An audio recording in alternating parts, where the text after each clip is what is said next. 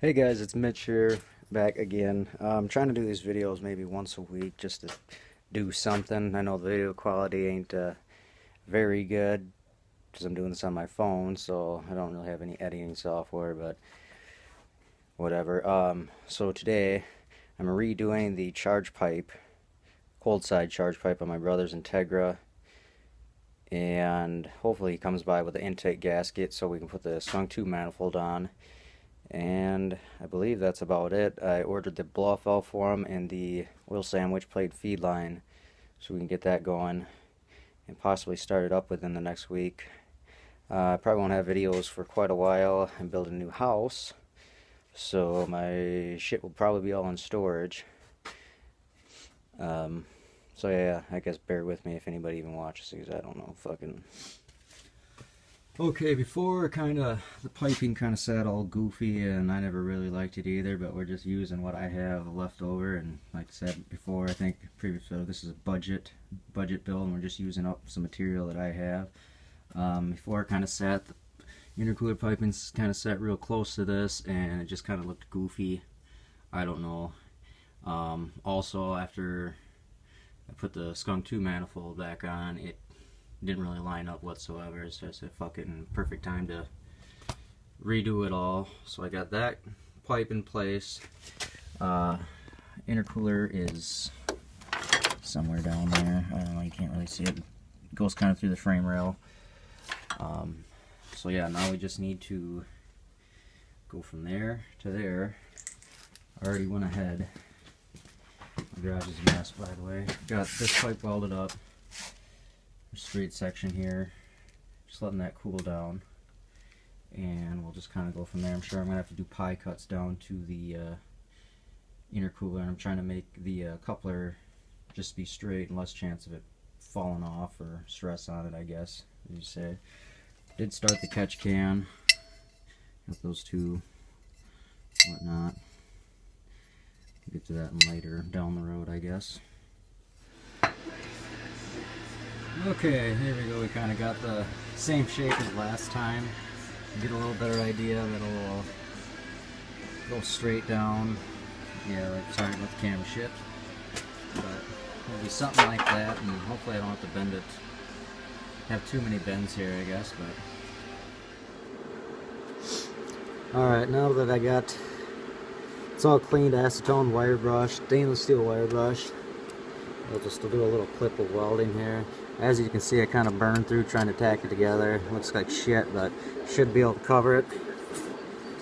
I don't know, well, this probably won't come up for shit on the camera, but up here, running at like 75 amps with 16-inch filler, 4043.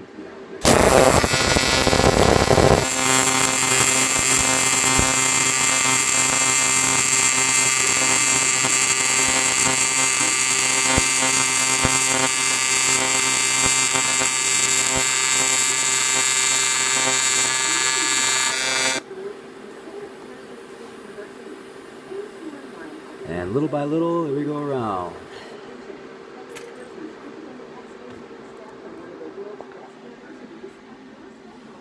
I don't know if you can see it. You might be able to see it. Not too bad.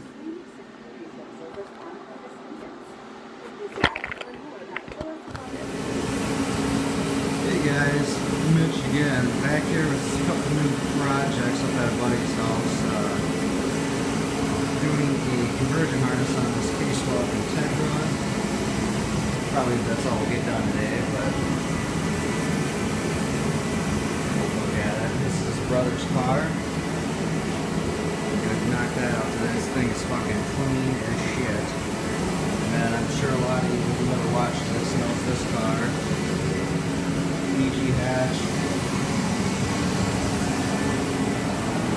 In the 9s.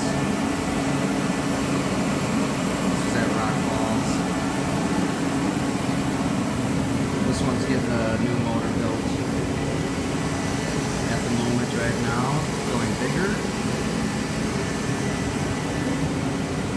But we will start with the conversion harness. Okay, so this car was previously case swapped, and went down through hands, whatnot, and somebody went back to B series. So after 2 tons of fucking electrical tape, somebody thought they were an electrician, I don't know, and this shit is fucked. So I'm going to have to clean this up and then grab our diagram. I believe this is a rye wire harness that we're going to be using, but I have a K-tune diagram and it should all be the same anyway, so start with there, clean up the wires, and then go from there. Hey guys, back at it again today. You're probably wondering what the hell's going on with that last clip of doing the wiring on the K-swap integra. Didn't really film much after it. We got it done. We started watching Spring Nationals, and yeah, I didn't really care to film any of it anymore, and it was kind of a pain in the ass because somebody already butchered the wiring, and it took a lot longer than I wanted to take on it, so I said fuck it. I'm sure I'll be back working on that car eventually, doing something. But my brother finally got in his oil feed line and his blow-off valve. So I redid that intercooler piping. So now we're just going to do the valve. And I don't know, I think it's a tile knockoff or something. So I'm going to cut the hole and weld that in.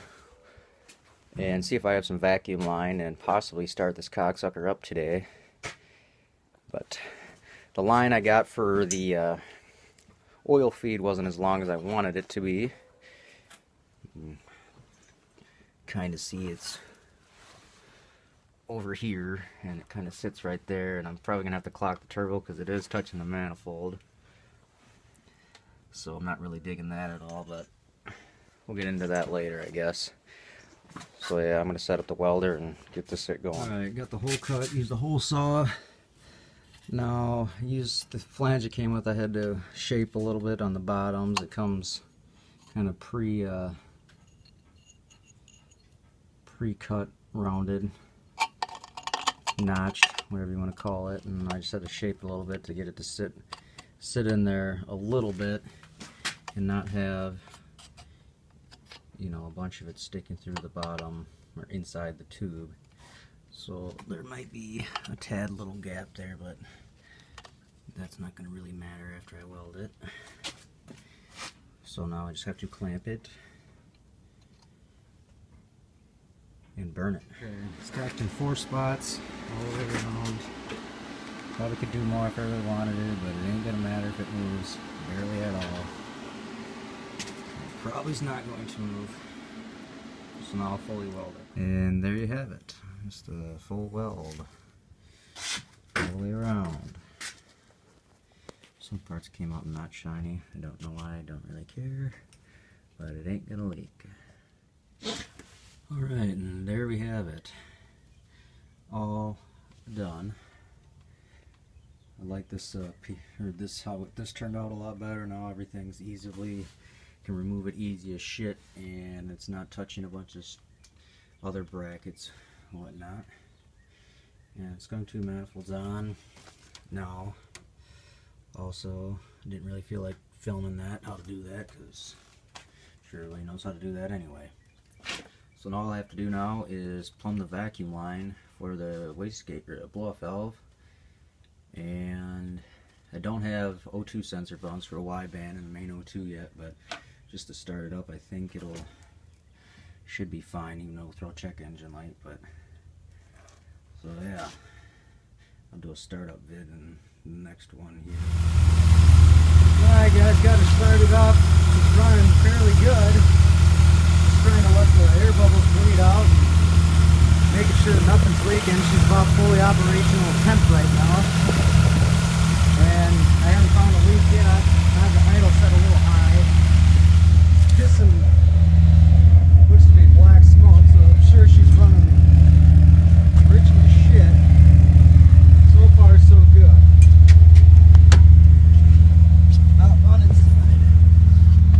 Hop on inside here and just making sure everything's working.